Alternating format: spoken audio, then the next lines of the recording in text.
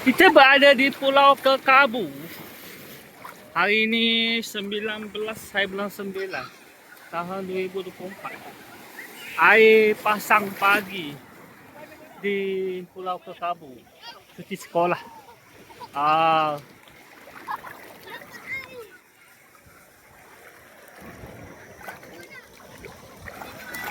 Okey.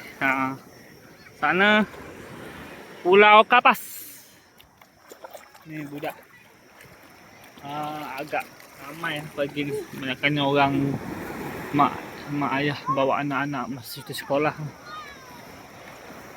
Pagi ni sekarang ni pukul 8.52.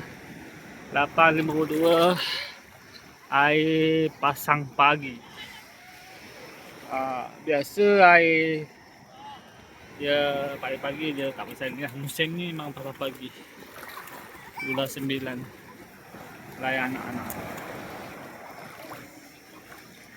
Adik, adik depan lah, yang belakang kat dalam dik. Adik main depan, main depan. Ani buat apa tu? Ani seronok ke mandi ni dik? Ha? Seronok ke mandi basuh ke ni? Ombak dik, okey. Ombak aku dik. Ombak.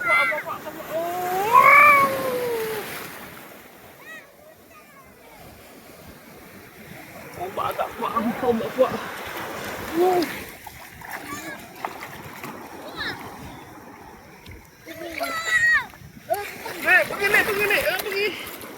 Pergi depan dik. Ombak.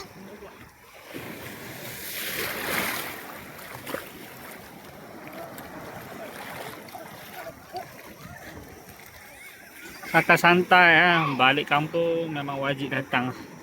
Wajib datang ke Pulau Kekabu.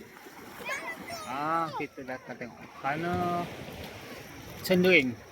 Yang nampak putih besar. Ombak. Hook depan. Hook jangan belakang hook.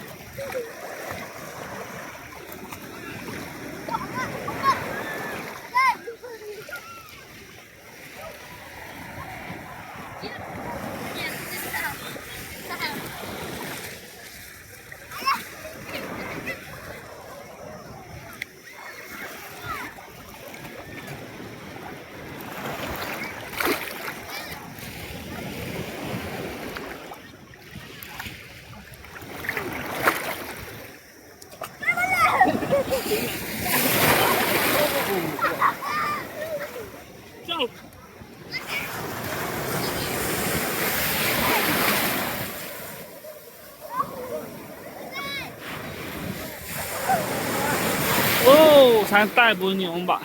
Seronok.